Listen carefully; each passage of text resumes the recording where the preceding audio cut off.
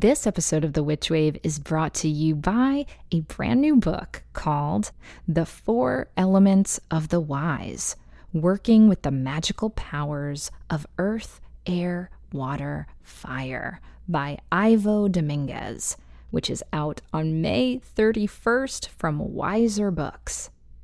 The 4 Elements of the Wise is an in-depth exploration of the elements, their lore, history, correspondences, and use in spellwork and ritual. The book examines the use of the elements in a wide range of systems and practices and offers new teachings and techniques for newcomers and longtime practitioners alike. The 4 Elements of the Wise is available directly from Wiser Books or wherever books are sold. This episode of The Witch Wave is brought to you by The Pretty Cult. The Pretty Cult is an apparel brand whose love of tarot, the occult, and of course, all things rock and roll are put into every piece created. All Pretty Cult items are sewn, screen printed, and handmade in the House of Cult in Los Angeles, California, and it's a woman-owned and operated shop. And now, Witch Wave listeners can take 15% off their first order with code WITCHWAVE, all one word. So check out theprettycult.com. That's www.theprettycult.com and use WitchWave for 15% off your first order.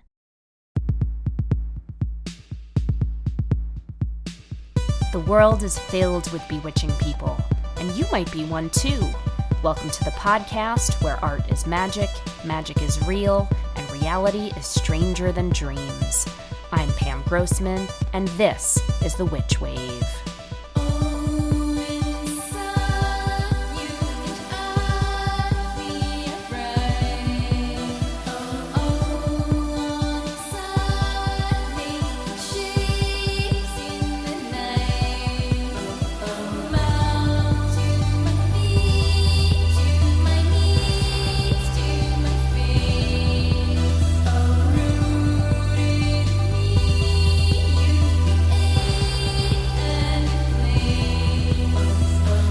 Hello and welcome to the Witch Wave. As the weather is getting warmer here in the northern hemisphere anyway, I've been trying to go outside more, and it has been so marvelous to re-engage with nature spirits of all sorts a little bit more deeply. But I gotta tell you, so many of the most magical experiences of my life have actually happened indoors, particularly in museums. Interfacing with a stirring work of art or sacred object can be a moment of ecstasy, and visiting with pieces like Augustus St. Gaudens' Diana at the Metropolitan Museum, or the Queen of the Night Burney relief at the British Museum are pilgrimages for me. And that's actually been one of the aspects of the pandemic that's been the most challenging for me, because so many of these spaces have been closed or have felt inaccessible for me up until my recent vaccination. I just went to PS1 to see the Nikki de Saint-Phalle show, and I really can't recommend it more highly for anyone who loves tarot and color and magic and feminism and prismatic joy. And being there felt like getting a whole other dose of medicine. But speaking of the magic in museums, I am also deeply grateful for the universities and institutions whose mission has been to preserve and study witchcraft artifacts and knowledge, such as the Witchcraft collection at Cornell University, which has been a bottomless well of information for me in my own research, and the Buckland Museum of Witchcraft and Magic in Cleveland, Ohio, which not only curates American witchcraft objects and ephemera, but also has wonderful contemporary art exhibitions, such as one that is about to open this summer featuring the work of my dear friend and prior Witch Wave guest, the occult artist Jesse Bransford. So do be sure to check that show out. I hope as all of these spaces start opening up to the public more readily, you will join me in supporting them, especially after the extremely challenging year they've all had.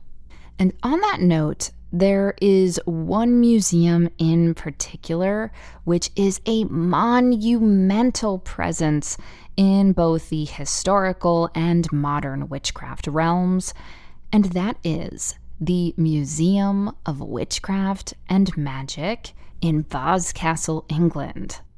I am so appreciative of their digital collection, which has been an invaluable resource for my work. And getting to finally go there and see everything in the flesh, or in the spirit, as the case may be, is one of my highest priorities now that the world is beginning to wake back up a bit. And so it has been such a pleasure getting to know the director of the museum, Simon Costin, who wears many hats, pointy and otherwise. And as you'll hear, our conversation was a wonderful way of visiting the museum vicariously, which should tide me over a little bit longer until we can all go there in person. The museum happily reopened to the public just a few days ago, and you can now go online and get advance tickets. And I am sure I speak for Simon as well when I say we certainly hope that you will do so. But before we get to that, first let's check and see what's come through on the Witchwire. Who is it? Witches. Vicky writes, "Hi Pam, love your podcast so much. I've been finding it difficult to put my all into doing my witchcraft without fear creeping on me. My mother is very religious, and so was my grandma, so any type of witchcraft was never spoken about, and anything quote-unquote dark and not of God was considered evil. My mother recently found out about the witchcraft that I'm into, and she tries to scare me into thinking God will punish me for my beliefs. Whenever I get into the mood of doing anything related to witchcraft, I feel good, but then I start overthinking the what-ifs and start doubting my power. I can't seem to let go of the fear that my mother has instilled in me, and I just want to let it go. I want to feel that what I'm doing isn't wrong. How can I do that?" Hi, Vicky. I hope that you'll find some comfort in knowing that this is a question that comes up so frequently that I've actually answered a version of it over on the Witch Wave website's frequently asked questions, so you are not alone in this anxiety. But I felt called to address this topic again in light of my conversation with my guest today, as well as some ludicrous rumors that come up in the media and now online with some regularity, unfortunately. And that's the question of, is witchcraft evil? And the simplest answer is no. The link between witches and devils, or the devil, was only really popularized in the early modern era due to some pretty shitty and rather deadly PR on the part of the church and on the part of misguided civilians. And this fear of witches and witchcraft is still with us today, and people still lose their lives to witch hunting around the world, Or in less extreme, but still very upsetting circumstances, some lose jobs or custody of their children or become imprisoned due to these fears and misconceptions. Now, personally, I don't have much patience for people who panic about the influence of Satan and alleged baby eating or child harming witches and all of that other bullshit, when there are real world evils like, I don't know, schools being shot up or kids being put in cages at the US borders or child poverty. All of which, for some reason, these same evil-hating, child-protecting people don't seem to get as upset about. Makes you think. But there's another, perhaps more nuanced dialogue to be had about witchcraft, and the inherent goodness or wickedness of it, and for me, asking if it's helpful or harmful isn't actually the right question. Because witchcraft just is, and its positive or negative aspects or applications all depend on how it's being used. Let's consider a similar question. Is science good or is it bad? Now, most would say it's good because it has brought us medicine and technological advancements that have improved the world in countless ways. But there are certainly people who have used science to make weapons and poisons and data mining social media apps, right? Science itself is neutral, and I would also argue that witchcraft is too. With either, we have to be conscious and careful and responsible about how we choose to use it. It's my belief that both science and witchcraft have made my life better and the world better. But yeah, there are some who choose to use science or witchcraft in ways that are harmful. And to complicate matters even more, some of them may even believe that any harm that's caused is justified. And now we're getting into the murky territory of ethics and morality, and these are all important conversations to have and questions to ask and things to think about. But I want to get back to the original point. No, witchcraft is not inherently evil. And your mother and grandmother probably thought it is or think it is because that's what they were taught by their community and by the media and so on. But more often than not, those beliefs cause more harm themselves because it's usually people who are accused of being witches or wielders of supernatural threatening power or evil end up being the ones who suffer, who are persecuted and punished and discriminated against, or made to feel like you, judged or unaccepted, or like you're doing something wrong. So in terms of you overcoming your own anxiety about witchcraft, I hope framing this with a little more context and a little bit more critical thinking is helpful for you. But I also want to remind you that you are in control of how you choose to use your power. So if you approach it from a place of compassion and consideration and care, just as you hopefully do with everything else in your life, then your witchcraft has such potential for positivity. So that good feeling that you have when you're engaging in your own magic, I say trust it and let goodness be your guide. Now, on to my guest.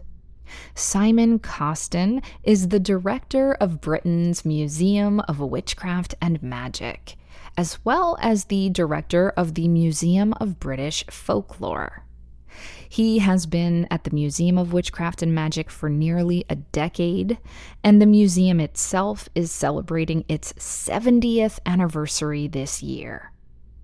Simon is also a world renowned set designer who has worked with such luminaries as Alexander McQueen and Tim Walker, as well as clients including Valentino, Yves Saint Laurent, Lanvin, Hermes, Coach, Tiffany, and that's just the tip of the glittering iceberg.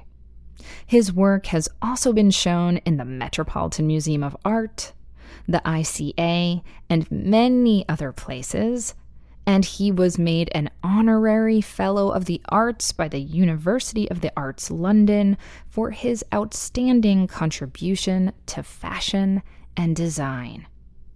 Simon joined me from his home in Cornwall, where he valiantly battled his spotty seaside Wi-Fi via Zoom.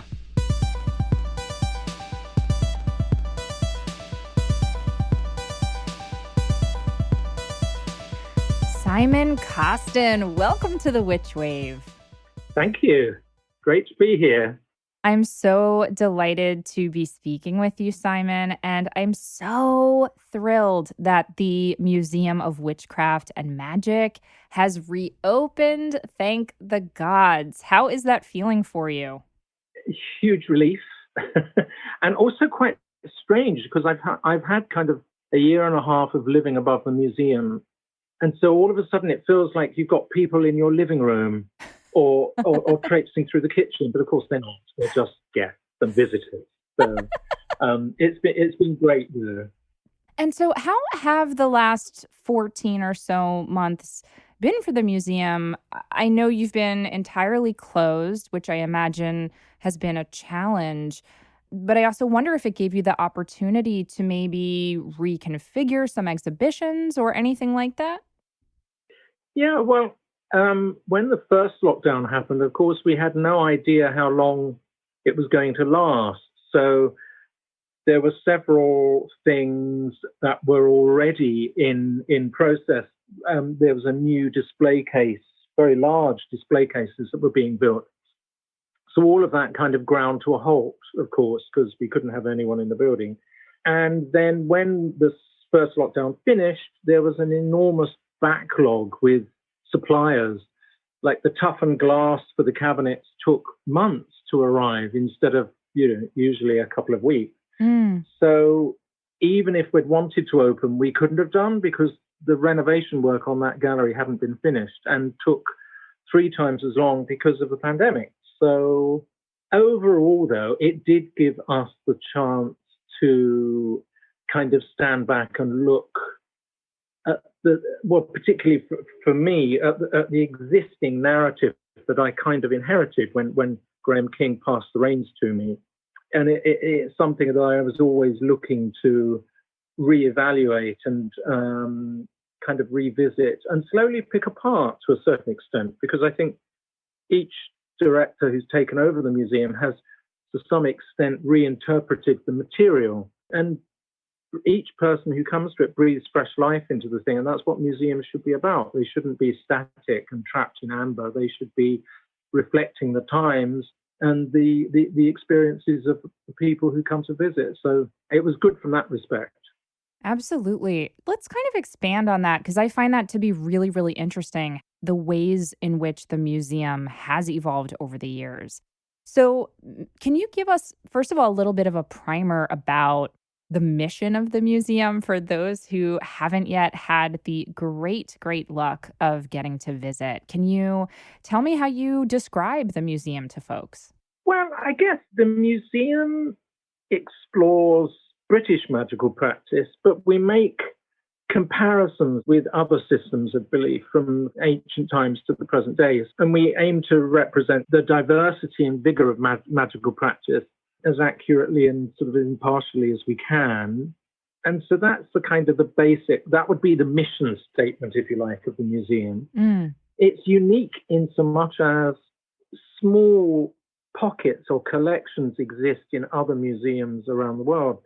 But this, as far as I know, is the only museum in the world that has such a large collection that is purely based on witchcraft and magical practice. So it's very unique in that respect. Can you talk about some of the objects that people would find there and even like some of the more distinctive or unusual pieces that you're particularly proud of? Cecil Williamson, the founder of the museum, who opened it originally in 1951, so this is our 70th anniversary year, which is Happy quite anniversary, amazing. Simon. That's Thank huge. you. Thank you. Thank you. So Cecil's interests originally were very varied. I mean, his original collection was far more varied than it is at the moment. Because he was quite widely traveled, it contained pieces from Africa and the Middle East and Asia, and it was very diverse.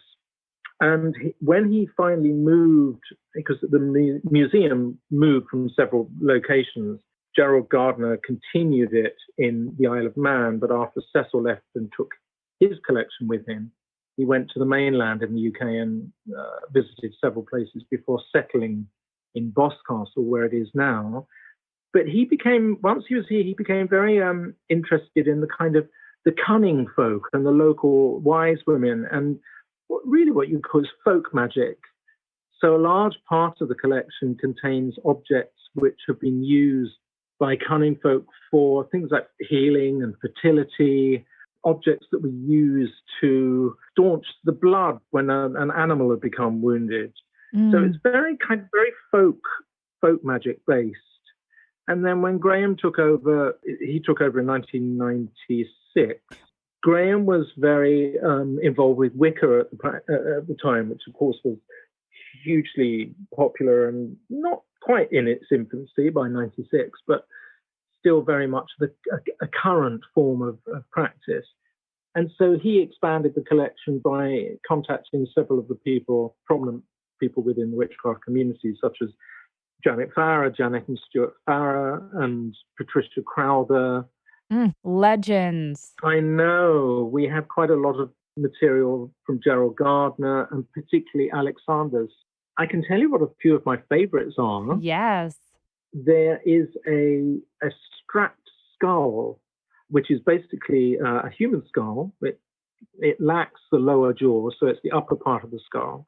And it's sitting on an iron pentacle, and then it has two iron straps that run across to keep the head in place, but also to retain the spirit of that individual. Depends which sort of where you're coming from in terms of your belief system as to whether or not that's a good thing or not. Sure. The way in which it was used by the she was from North Bovey in Devon. And she used to have this as almost like her means of contacting the spirit world. And people would come to her with a problem or a question, and she would write this down and place it underneath the skull and ask them to come back a few days later. And she would kind of commune with this spirit force within the skull and discuss the issue and then give the answer when the client came back. So these pieces are still very much fizzing, I think is one word for it. We are very respectful to all of the objects within the museum, but this piece in particular is often something that people have a very strong reaction to. Usually, 9 times out of 10, it's a positive one. They feel that the spirit within the skull is in a happy place. So unlike some of the other things, we do have a large amount of poppets that have been used for cursing as well as healing, but the cursing poppets tend to be the things that people have very strong reactions to, ranging from headaches and nausea to jewelry breakings. Very strange. People's necklaces kind of just snap and fall off. It's very odd. I hadn't heard of it until Graham told me. And then in my tenure here, I've been here for 8 years, 3 people have reported their jewelry breaking, always in front of the same cabinet of poppets. Oh my goodness. So, Simon, I have to ask, and I'm sure people ask you this a lot, but being around objects that have, we'll call it negative energy around them, how does that affect you? I mean, you literally live above this museum, as you said. Yeah. What is that like? And are you doing things to, I don't know, protect yourself, cleanse yourself from some of those more malefic energies? Yeah, well, I think back in the day when I started on this path, I think one of the touchstone books was Dion Fortune's Psychic Self-Defense. Mm. And it's often something I refer to. And I think once you kind of have a sort of armor that you've developed over the years, and also I think it's the way in which you approach these objects. You have to kind of develop a rapport. I know it sounds very strange, maybe Not at all. Not at all. To be talking about objects in this way, but these aren't ordinary objects. So I think it's partly developing a rapport and trust. They know what you're about, and you acknowledge what they're about, and there's a sort of air of mutual respect, because several people have come to us asking if we would like them to cleanse the object of run amok with burning sage. I'm always like, well, thank you very much, but the thing that makes these things important and have presence is the very thing that you want to take away. So we've always politely turned down those offers of cleansing the collection. Yes. Are there certain objects that maybe people have offered you to be in the collection that have felt too dark? Not really. We've had several things sent to us unsolicited, which is always slightly unnerving when something just turns up in the post. Just a box of teeth on your doorstep. Yeah, exactly. Somebody's head. No, it's usually a kind of figurine, or what have we had? We had a little wooden idol that was sent to us. We couldn't quite decipher which culture it was from. We think it was Polynesian, but we could be wrong. But then it would come with this letter saying, my grandmother, this was in my grandmother's house, and it found its way to me, and I've been having nightmares. And so it's often people project onto objects, which once they've been welcomed into the bosom of the museum, they tend to sit quite happily in amongst everything. There's nothing I can think of that Graham or Cecil ever turned away because it was too dark, too boring. Yes. We get sent tons of sort of, here's my plastic witch that I had as a kiddie. Would you like it for your museum? No, thank you. Sure. But thank you for the offer. But generally speaking, we haven't. And also, we're all very well versed in how to handle and communicate with these things. So it's not as if, we don't know how to approach them. Sure. I know that there are many, many people, especially practicing witches now, who are trying to drum up positive PR for witchcraft. And frankly, I'm sometimes one of them, where I try to say, no, I'm not going around cursing people. I'm not hexing people. Like that's not part of my practice. Most of us are really nice and benevolent. And yet you're out in these streets, Simon, with like skulls and leather straps and poppets, right? So I'm wondering how you reconcile, this is a terrible pun, but like the branding of the witch. It seems like you're happy to lean into the shadow as much as the light. I wouldn't be doing my job if I was to start censoring the collection. It's not my place to start saying that historic objects which were used for cursing should no longer be shown because it puts contemporary witchcraft in a bad light. If people aren't intelligent enough to decipher that these things are one facet of a whole spectrum of practices, then there's not much I can do. But I'm certainly not about start censoring the collection for the sensitivities of a few people who may not be able to decipher that one cabinet in the museum out of something like 40 cabinets is representing something dark. Witchcraft has always consisted of shades of grey from black to white. So where do you draw the line? One thing that somebody may find upsetting, another won't. So my aim is really to explore and to contribute to that dialogue. And I'm not about to start censoring things because they lean towards the dark. There's a lot here that leans towards the light. So I think we strive for balance. Absolutely. On that note, we're going to take a quick break and we'll be right back. I am so excited to tell you about Maud's Paper Wing Gallery. Maud's Paperwing Gallery is a queer, woman-owned witch shop and LGBTQIA plus gift store located in Pittsburgh. The witches at Maud's Paperwing Gallery are passionate about personal growth and healing past traumas, and they have collected a vast assortment of tools and resources to support your spiritual and emotional journey.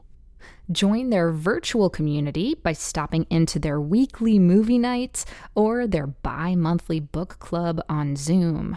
For a virtual tour of their shop and to meet the witches, you can join them on Facebook Live every Monday at 7 p.m. Eastern Time.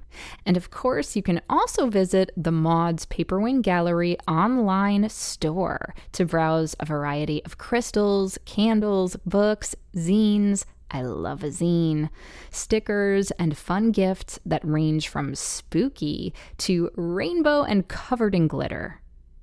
For more information or to check out their online store, head over to www.maudspaperwinggallery.com.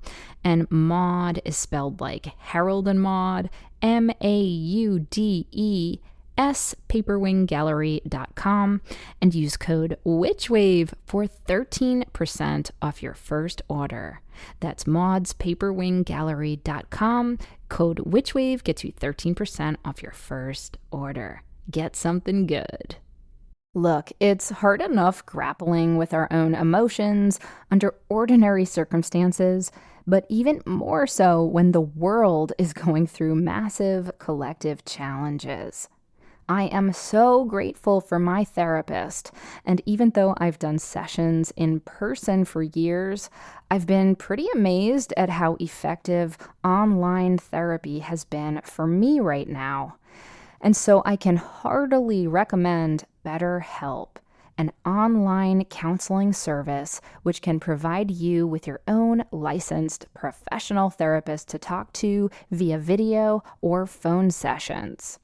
So if you have anxiety issues like I do, or are dealing with depression, stress, trauma, grief, or even just day-to-day struggles with your relationships or your family, or just feeling like you're not meeting your personal goals right now, which, let's be honest, has been very difficult for most of us these days, I really encourage you to reach out to the folks at BetterHelp.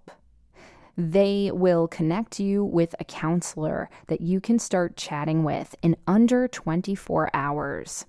Now, a few things I really appreciate about BetterHelp is that it's more affordable than traditional offline counseling.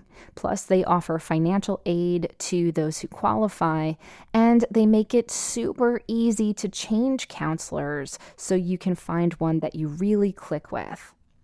Best of all, Witchwave listeners, that's you, get 10% off your first month of counseling by going to betterhelp.com/witchwave.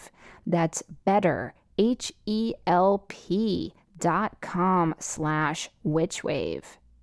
I believe that all human beings can benefit from therapy. I certainly have myself, and I'm so glad that it's becoming more accepted and more accessible to do so. So please pop over to betterhelp.com/witchwave and find a great counselor to talk to. BetterHelp is confidential, convenient care, and you, my friend, deserve that. Welcome back to the Witch Wave. Today I'm speaking with Simon Costin. So Simon, I have to ask, was becoming the director of the Museum of Witchcraft and Magic like a lifelong goal, or is this complete happenstance? How did this happen to you?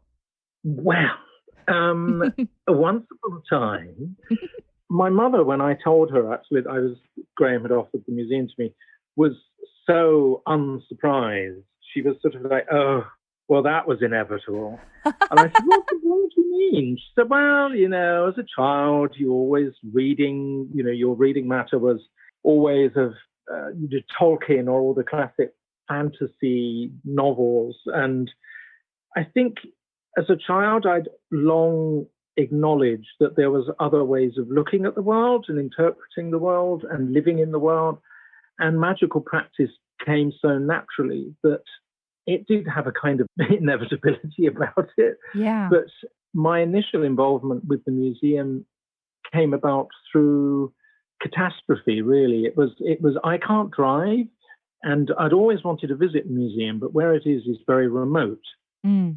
We're perched here on the edge of the north side of Cornwall, and I'd always meant to go. And then I came in one evening and turned the news on in 2004, and there was this report of this horrendous flash flood because the museum's in a valley, and the defences, the flood defences at the top of the valley had broken because of the downpour of rain. Oh my goodness. And the entire area was flooded and the museum was gutted. I think the level is about 7 feet of water flooded the ground floor of the museum. But luckily, Graham King, the previous director, was a Coast Guard.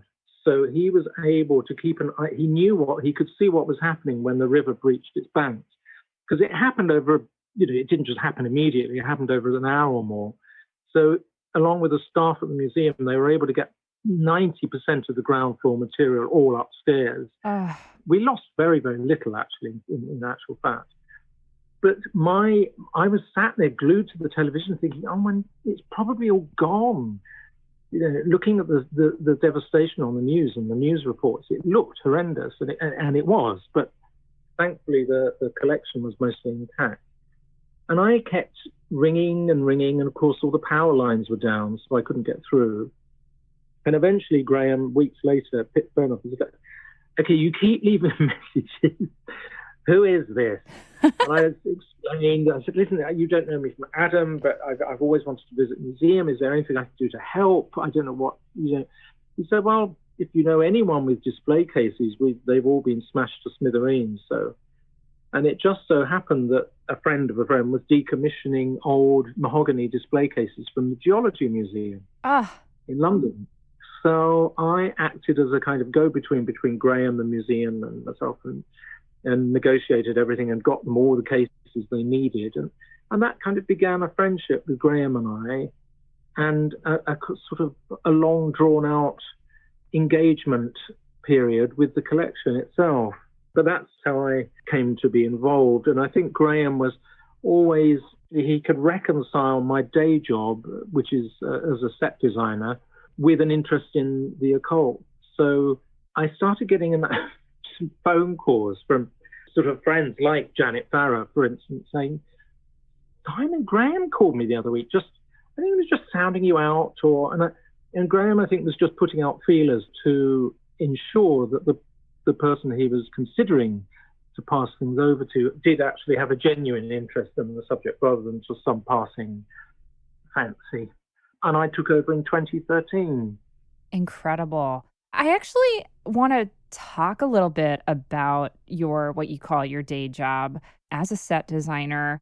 You're being very humble. I mean, your career in set design is working with amazing fashion houses and brands like Alexander McQueen and Lanvin and Tiffany and some of the most amazing, personally heroic photographers like Tim Walker, who I worship. So I'm struck by the fact that there's quite a lot of magic and sort of the casting of glamour spells, if you will, and such in that world. So I do see some similarity there, but does it feel like kind of an expression of your magical practice or magical identity when you're working at your day job as well? It's hard to say. I guess the sensibility that I hopefully bring to the work is magical in intent, but I wouldn't say there were direct crossovers because they're so wildly different. But in sensibility, I'd say that there was certainly, I'm always drawn to the more, like Tim Walker, for instance, does the most incredibly magical sets. And we create environments for mermaids to swim in, or Humpty Dumpty to be reinvented, or, it's all sorts of things we put together. So they're very Alice in Wonderland, through the looking glass worlds that get created with Tim. And to a certain extent, the designers I've been lucky enough to work with also share that kind of otherworldly take on things. So I don't tend to get to work with people who are minimal, who are boring. Yeah. Yes. Slightly more maximal in that sense. So I suppose it is a crossover, but yeah, it's more to do with sensibility than actual practice. Yes, absolutely. I'm going to confess, Simon, that I became familiar with you through your current role as the director of this museum. I didn't even realize your history with McQueen until I was watching the McQueen documentary that came out a couple years ago. And I was like, oh, that's Simon. What the fuck? Like my mind was blown. And so if it's not too gauche of a question, I'd love to hear how you started working together. I mean, my goodness, two geniuses. Oh, bless you. Well, right. Okay. It's a long story, but basically, when I was at art school, one of my part-time tutors was a film director, queer activist, Derek Jarman. And are you kidding me? Wait a second. Can we just pause on that? Yeah. That's unbelievable, Derek Jarman. Yeah, he was our tutor at Wimbledon School of Art. So, and he was incredibly influential on my work. He was the first person that really sort of drew the veil across, if you like, to show me that so many of the interests I'd had as a child that were unformed or interested in the occult or magical practice had this incredible history. And so he took me to the British Museum and showed me John Dee's black scrying mirror. And oh yes, the show stone. Yeah, absolutely. So he was pivotal, I think, in the way that I started to interpret the world. And one of the projects that he set us was a mask making thing. And we talked about disguise and rituals and as a child, I had learnt the techniques of taxidermy at the Natural History Museum. Of course you did, Simon. Of course you did. I had to find something to fill the time. So, yeah, I learned taxidermy from the age of 11 to 16. Anyway, it's very trendy now, taxidermy. Never used I know. to be. I just have to interject and say, I feel like if you and I had been the same age, we would have either been like the best of friends or just arch nemesis because we were too alike. Like, oh, the best of friends. Absolutely. Let's assume. Absolutely. So you're doing taxidermy as a child, yes, as one does. That's it. And then when I left college, I was making kind of, well, I didn't really see it as jewelry, really, but I suppose you call it jewelry. It was things that you could wear that told stories of I was very much influenced by the sort of decadent writers at the turn of the century and also contemporary writers like Angela Carter and people like that. So the jewelry was very story driven. It got quite a lot of press, and the Victoria and Albert Museum bought a piece and things like that. And there was a young student who was finishing his degree show off, who saw some of my work in, I think it was the Face magazine, which used to be published back then. And he just wrote to me via the magazine, because of course you didn't have email then. Mm-hmm. And he said, oh, would you make some jewelry for my degree show? And I said, well, I'm not really doing that anymore. It was only a 4 or 5 year phase, but you can loan. I've got quite a few pieces left. So he loaned these pieces for his degree show, and that was Alexander McQueen. So that's how we became really good mates. And I kept saying, look, I trained as a theatre designer. I could design the sets for your shows. Come on. And of course, he was just starting out. This was really, really early days. So the first shows we did, he didn't have any budget at all. And slowly, bit by bit, of course, he became so incredibly well known because he was so incredibly talented that we all of a sudden started getting people like American Express as sponsors.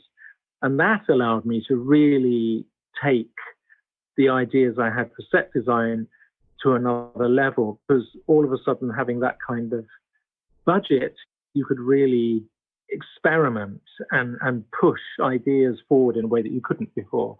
And I didn't really have any formal training in fashion, so I was intrigued by the world of fashion.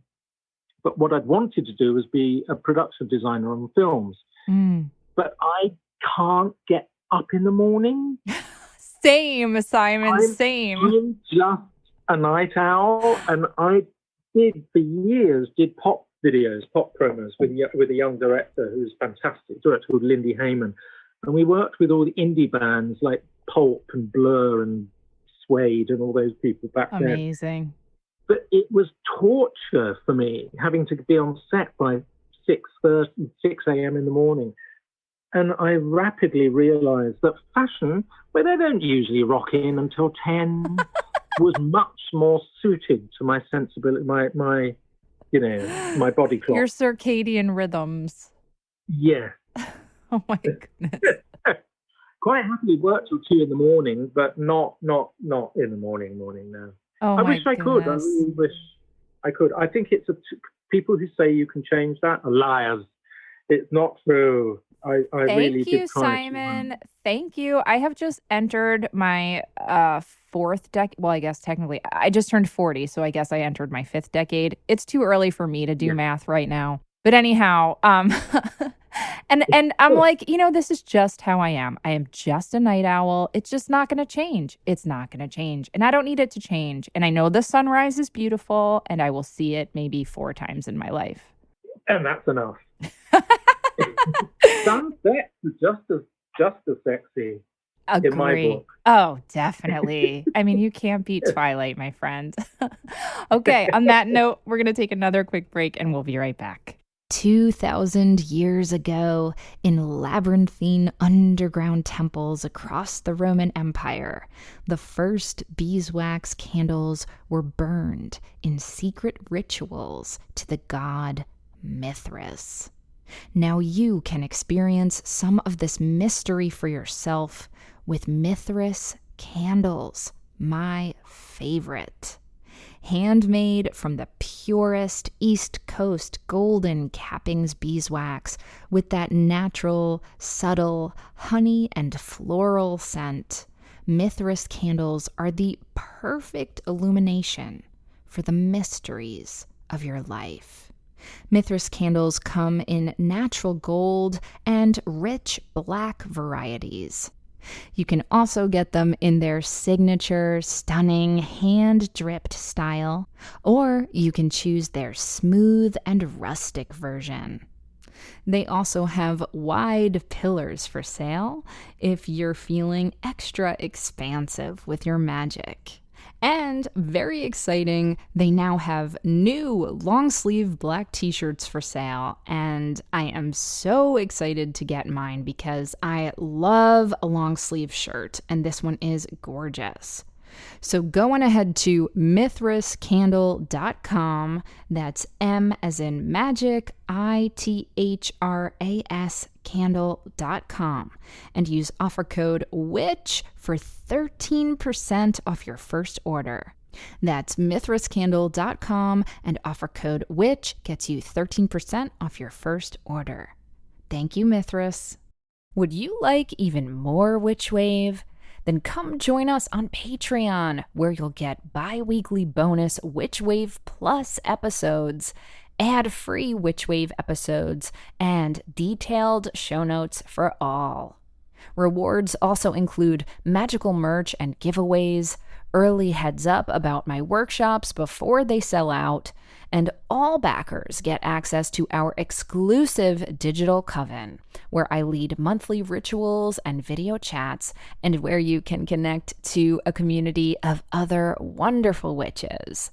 So head on over to patreon.com/witchwave and sign up. It's a fabulous way to get more magic in your life and to support the show. Thanks so much. Welcome back to the Witch Wave. Today I'm speaking with Simon Costin. So Simon, I could talk to you about all of the amazing fashion and, all of your day job magic for probably 10 more hours. But I do want to pivot us back to talking about the museum.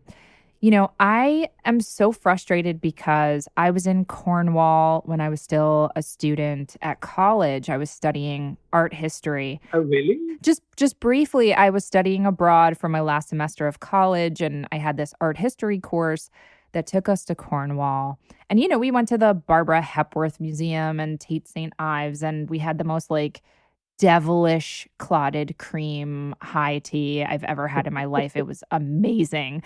But I'm so upset that I didn't even know the museum existed. And frankly, as a student, I probably couldn't have gotten there anyhow. But I was so enchanted by the landscape of Cornwall. And I'd love to hear more about how your experience moving there has been for you and just kind of the specific magical energy that exists in that landscape. Mm. Cornwall is a very enchanted corner of the UK, really. It's steeped in so many things. You've got Tintagel very close, where the ruins of King Arthur's castle are, and there's a lot of Neolithic sites and stone circles nearby. It's very much steeped in that. Mind you, saying that, there isn't many corners of the UK that don't have something like that going on. But to be honest, Cornwall is kind of retained their independence too from England for quite a while, and they very much see themselves as Cornish. They're not part of the rest of England in the way that other parts are. So yeah, we've put together this exhibition that's running. We have a temporary exhibition space at the museum, and it's looking at Cornish folklore and myths and legends, not just magical practice, but the whole spectrum. And there's so many things. I mean, it was very hard to know where to draw the line because you could fill the whole museum with stories about Cornish folklore. But there's things like the knockers. Now, the knockers are little people who, in tin mines, can be heard knocking. And they're a kind of pisky, I guess, or pixie, one of the little people. And depending on who you read, they were either seen as forewarning a collapse in a tin mine. So the miners thought favorably of them and used to leave out a portion of their Cornish pasty for the knockers. Or they were seen as malevolent and actually their knocking was the cause of a collapse. So there's these sort of ambiguous characters that are woven through Cornish folklore. There's a long history of changelings in Cornwall where a child would be abducted by the fairy folk and this kind of gnarly, ugly-looking baby left in its place. I know, it's hysterical. But if you look at those reports historically, they're actually quite sad. They were often used for a woman who gave birth to a child who could have had some kind of physical defect, and they were thought to be a changeling child. And often they would just literally be left by a crossroads in the hope that the fairies would take them back. So there's underlying a lot of these stories. There's often quite a sad narrative running through them. So I'm wondering for you, I guess we haven't really delved too much into your own magical practice. You alluded to it from when you were a child, and correct me if I'm wrong, I'm assuming that is still part of your life. And if it is, I'm wondering if Cornish magic or Cornish energy has affected you kind of on a personally magical level too. Oh, very much so, I think.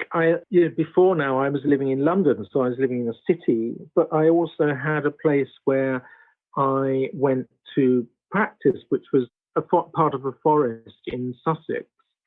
And it was a beautiful old piece of woodland. And working outdoors with the energies of wherever you find yourself to be has always been very, very important. Coming down to Cornwall, it's very distinctive. It's very hard to pinpoint because it's very soft.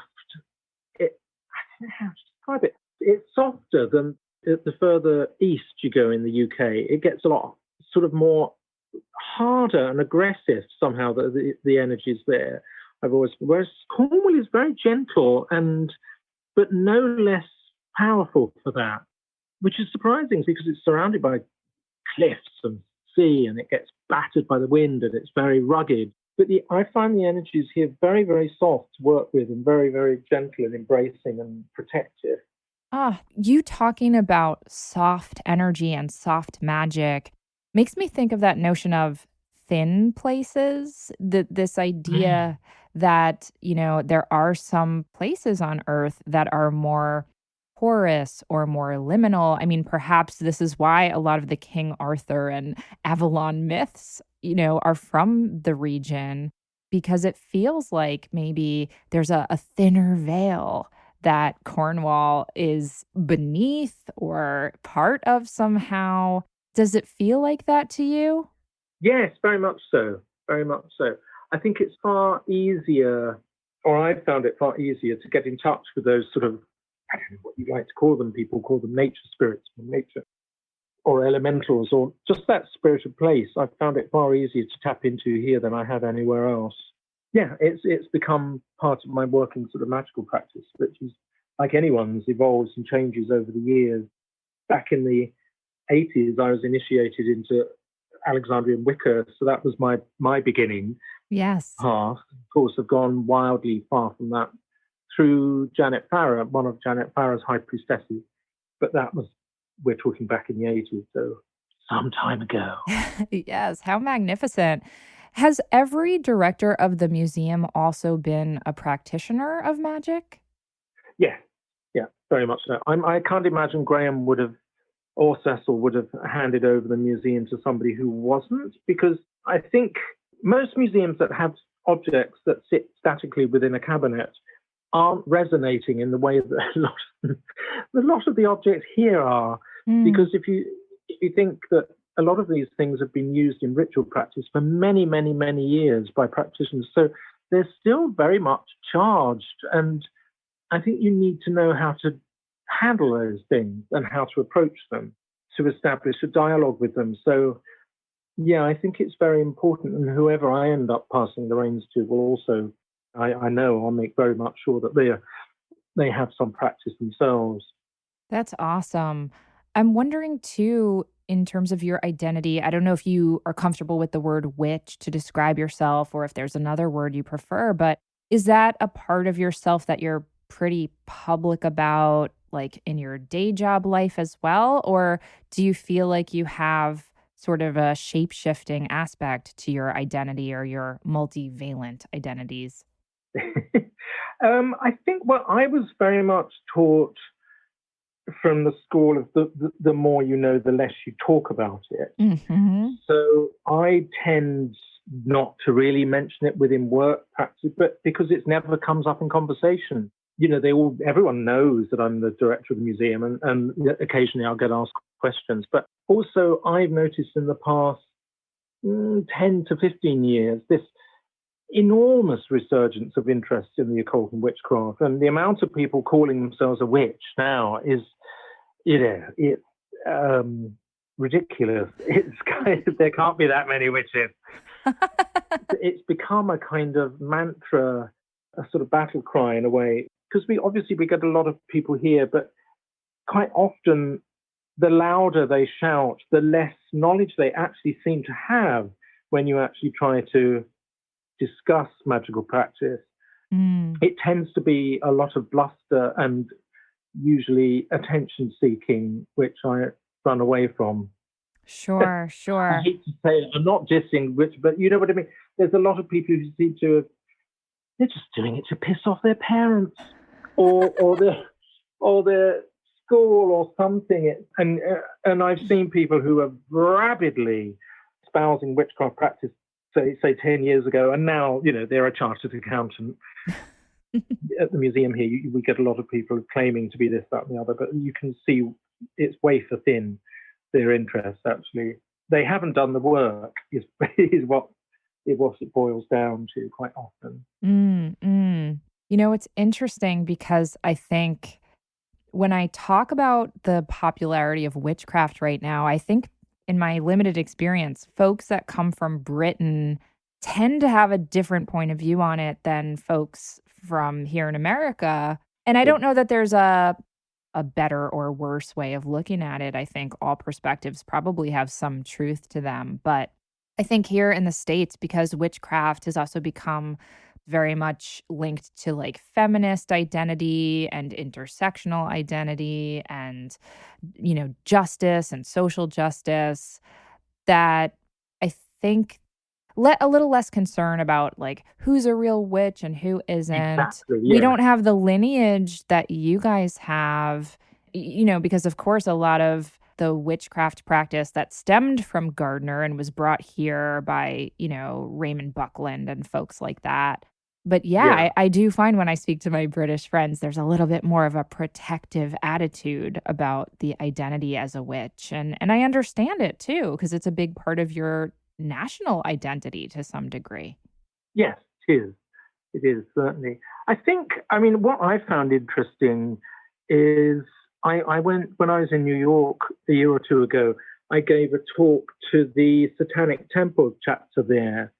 And I found it so inspiring, a lot of what they're doing, which is political for the most part. They're the first to acknowledge that they don't believe in a deity in that way, that they're taking on the sort of the mantle of Satan as this fallen hero and using that usually to wind up far right evangelical groups or whatever they're doing. But I find that really inspiring what they do, because it doesn't really exist like that here particularly, because it hasn't had to, but it has had to in America. And I think speaking to them all, it was very inspiring, very uplifting. I kind of wanted to start my own chapter in the UK for a while. Do it, Simon. I've Although got far more. I know you have too many projects already. Exactly. But just that notion of taking that heroic figure and then completely recontextualizing it really and using it for, well, what I see to be quite positive ends. Yeah, and for me, I think that's what's happening with the archetype of the witch, this maligned force of feminine energy who has Mm. this history of persecution, and that many people who are, on the feminine end of the spectrum or they're non-binary are reclaiming this archetype for themselves in ways that are really healing and empowering. It is similar and related to the practice of witchcraft, but it's not exactly the same thing. And honestly, this is something I grapple with. And that's why I wrote a whole dang book about it, because I am someone who is both a literal practitioner of witchcraft, but also someone who embodies the archetype of the witch for a lot of these feminist reclamation and reasons of politics and reasons of having agency and so on. I know it's a very nuanced, complicated conversation, but I really value your perspective on it too, as someone who's like, well, I come from Britain, and so we have an actual like history of this.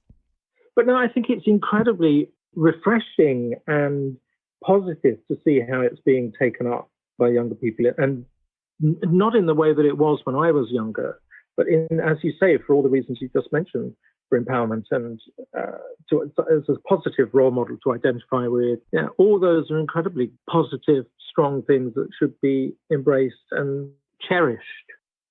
So, Simon, it's so wonderful that the museum is very much a destination, but I know that it's important to you to keep it connected to other parts of the country and the world. I'm thinking of the exhibition at the Ashmolean Museum, the Spellbound exhibition that you had the museum loan quite a number of objects for. And I was actually at an event in London that you did, I believe it was for either Sotheby's or Christie's. Oh, Christie's, yeah.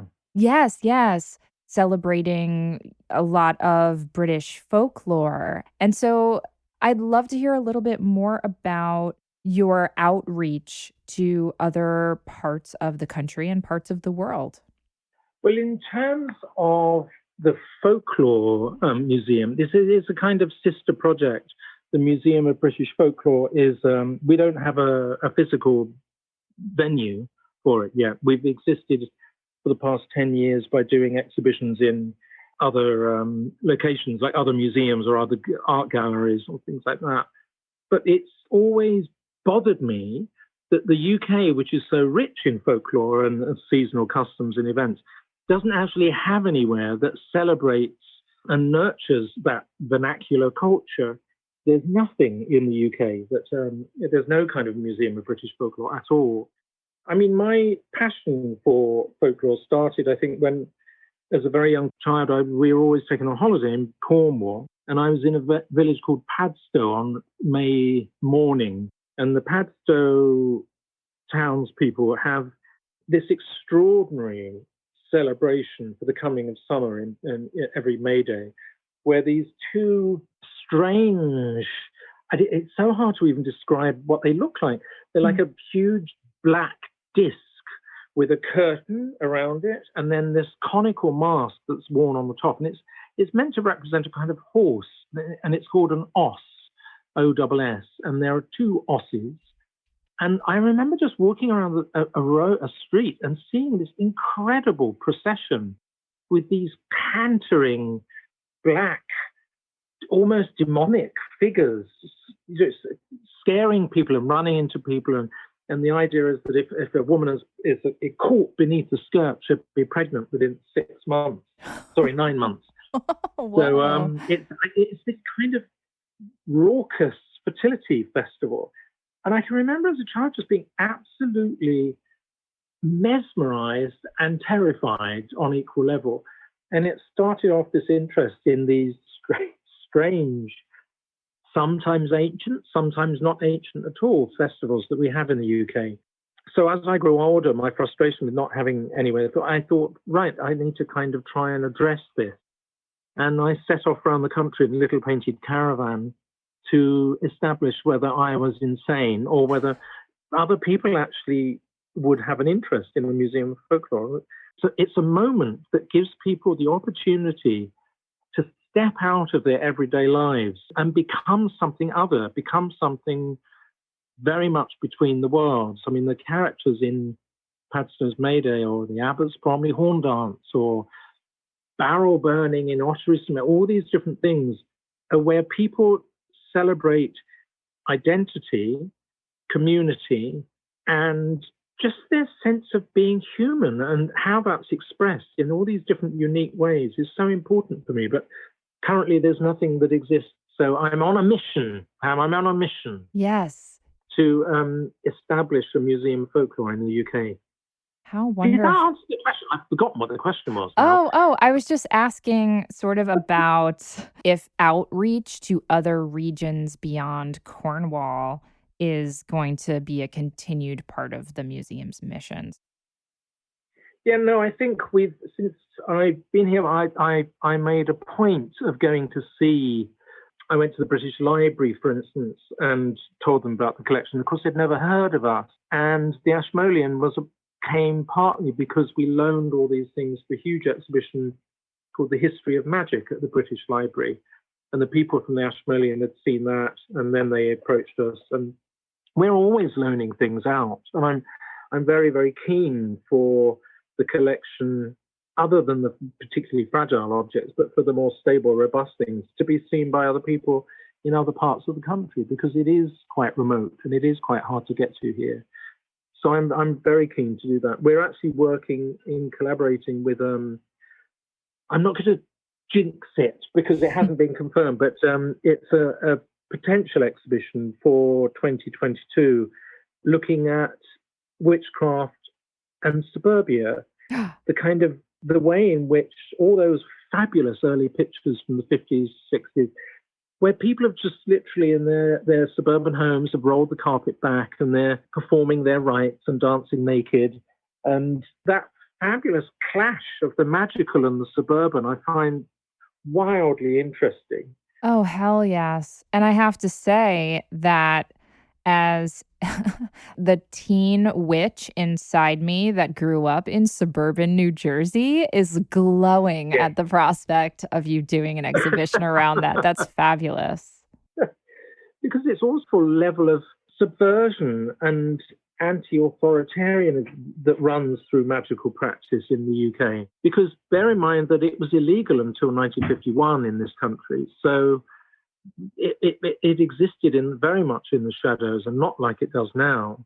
And this exhibition will look at the sort of the origins of that. Oh, how wonderful. Well, I can't wait to hear more about that. And to your point, I think that a lot of the practitioners of witchcraft in the 50s and 60s and earlier, we don't tend to think of them as being really radical and bohemian, but that's what they were. I mean, these people are such heroes. And of course, if we're talking about early practitioners of Wicca, let's say, I know Wicca is a complicated and storied practice, and we don't have time to unpack that here. But for somebody in suburbia to be sky clad and, doing all kinds of rituals about liberation and, things that were sexually open and incredibly artful. I mean, these are really open-minded folks. So I really would love to see them contextualized as such more. And it sounds like that's what this exhibition will do. Yeah, absolutely. No, I look forward to welcoming you to that. And if you find yourself in London in June, we have a Museum of British Folklore exhibition running for the month of June at the Crypt Gallery in Euston. So should any of your listeners be in London during June, do have a look at the Museum of British Folklore's Instagram or Facebook. It's all on there. How fabulous. Well, listen, Simon, I am determined to come visit you at the museum in Cornwall as soon as humanly possible. I'm so happy that you are open again.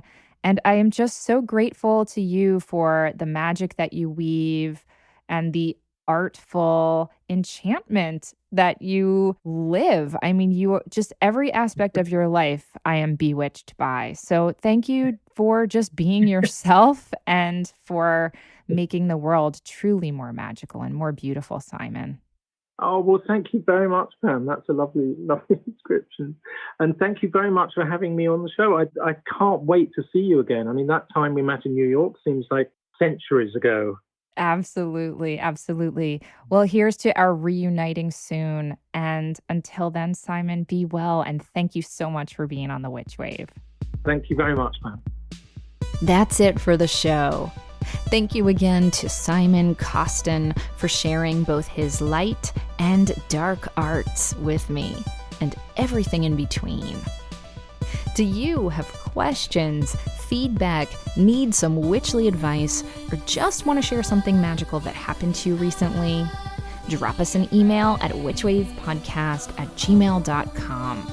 We'd love to hear from you, and you just might make it on the Witch Wire. The Witch Wave is produced, written, and recorded by me, Pam Grossman. This episode was edited by Josh Wilcox, thank you Josh, and myself. Our theme music is the song Hand and I by Lycanthia. Special thanks go to Matt Freeman, Laura Antal, and Cece Pascal. You can check out information about this and other episodes on our website, and now buy Witch Wave merch at witchwavepodcast.com. Please subscribe to us on Apple Podcasts and all the other places, and give us lots and lots and lots of sparkly stars if you please. It really does make a difference and helps other people find the show. You can follow us on Twitter, Instagram, and Facebook at WitchWavePod. And you can check out my witch emoji for iPhone by going to witchemoji.com or downloading it in the App Store. Please consider picking up my book, Waking the Witch, which is available everywhere now. And if you would like more Witch Wave in your life, or you would just like to support the show, please do join us over on Patreon. That's patreon.com/witchwave. Thank you so much for listening. Witches are the future. I'll catch you next time on The Witch Wave.